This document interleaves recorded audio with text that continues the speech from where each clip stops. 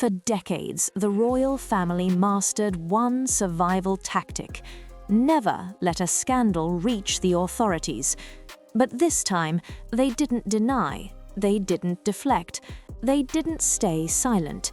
Instead, Buckingham Palace said something so unusual that it instantly raised alarms behind the scenes.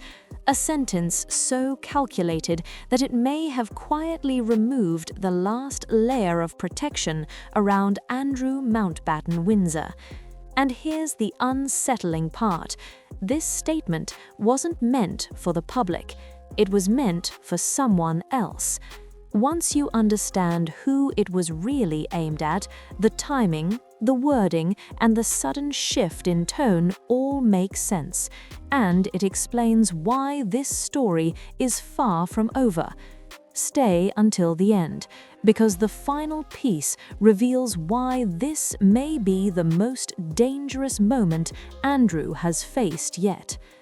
The moment came quietly, but the wording did all the damage. Buckingham Palace said it would support police if approached, a phrase so precise it immediately stood out. This wasn't a denial, it wasn't a show of loyalty, it was distance. In royal terms, that's seismic. The family doesn't usually place itself anywhere near an investigation involving one of its own. Yet here, responsibility was subtly shifted away from the institution and placed squarely on Andrew Mountbatten-Windsor himself. The message was clear, without being spoken out loud. This is no longer something we will manage internally. What made it even more striking was the timing. The statement landed while Prince William was carrying out sensitive diplomatic work abroad, a moment when the palace normally avoids anything that could distract or destabilize. Choosing to speak then wasn't accidental, it signaled urgency. And urgency usually means something behind the scenes has changed. But that was only the first crack. The reason the palace couldn't stay quiet this time is simple: the story stopped fading. For months, every attempt to push Andrew Mountbatten-Windsor further into the background only seemed to keep the spotlight on him. Public events meant heckling, royal visits meant awkward questions, and every new batch of Epstein-related material reignited the same anger all over again. The royal family had already tried the strongest moves available without triggering a full constitutional mess: stripping roles, removing privileges, cutting public ties. The goal was obvious: make him disappear and let time do the rest. But time didn't do the rest. Instead, the pressure built in a way the palace couldn't control, not just from tabloids, but from the public mood, from international attention, and from the growing sense that silence was starting to look less like dignity and more like avoidance. And that's when the situation took an even darker turn, because the latest claims weren't only about who Andrew was around, they were about what he may have done while he still had access. This is where the story quietly shifts, and why the palace response suddenly makes more sense. For years, the focus stayed on Andrew Mountbatten-Windsor's associations, but the latest material points somewhere far more sensitive: his time acting as a UK trade envoy, and the information that role may have given him access to. Emails and records now being scrutinized suggest conversations that go beyond social contact. They raise questions about whether details meant to stay confidential were discussed with people who should never have been in that circle.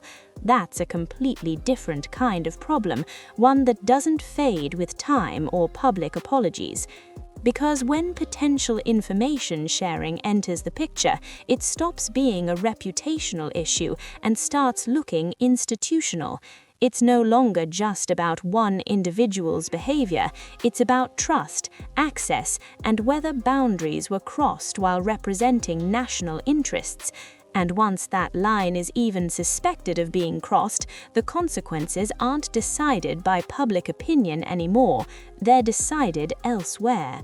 Andrew Mountbatten-Windsor has been in this position before, cornered by pressure, surrounded by headlines, and pushed toward one question everyone keeps asking: why won't he just speak? Because the truth is, for him, there's no safe option anymore. If he stays silent, it looks like avoidance. If he talks, every word becomes a new headline, a new contradiction, a new opening.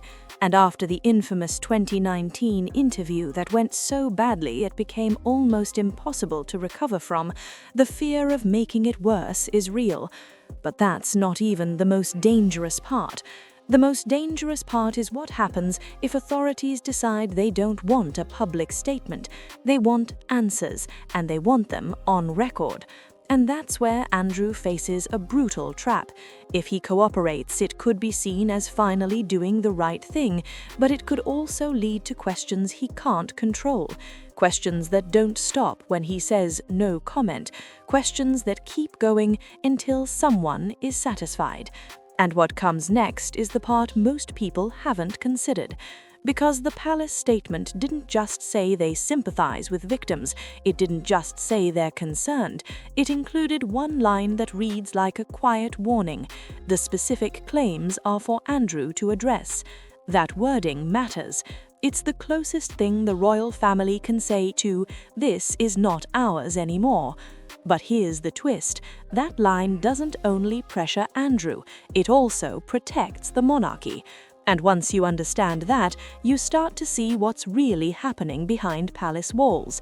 Because if this situation escalates, the royal family has already positioned itself to say, "We didn't stop him, we didn't cover for him, we told him to deal with it." And that leads to one final question that could decide everything.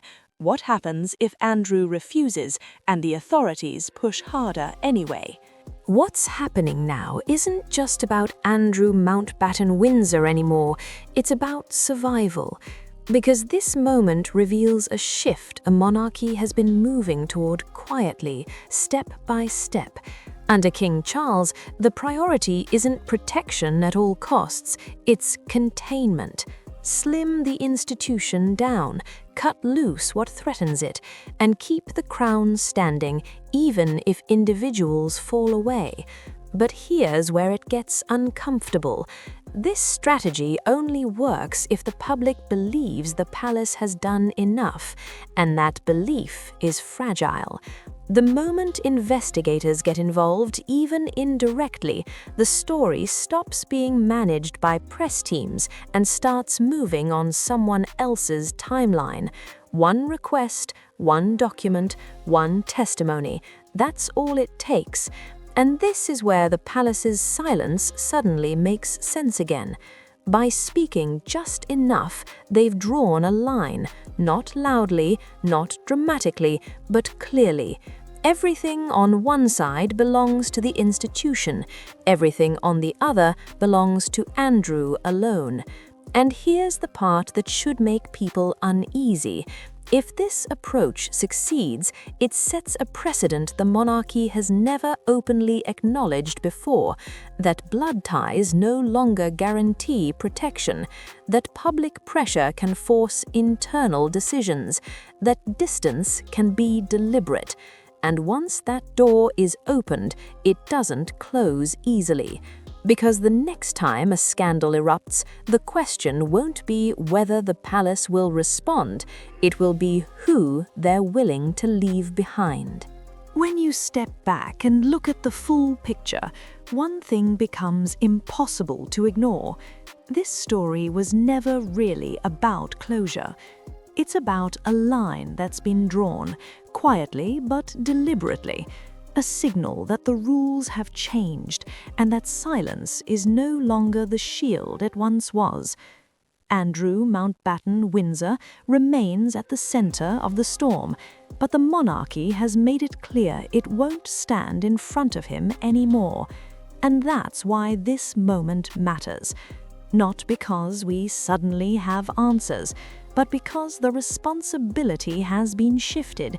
What happens next won't be decided by palace statements or carefully chosen words.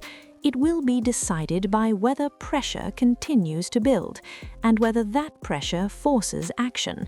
So the real question isn't what Andrew does next, it's whether this strategy works.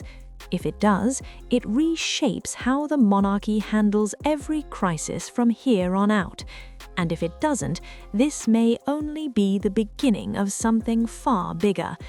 If you want to stay ahead of stories like this as they unfold, the ones that change the rules without anyone announcing it, make sure you subscribe, turn on notifications, and stay with us.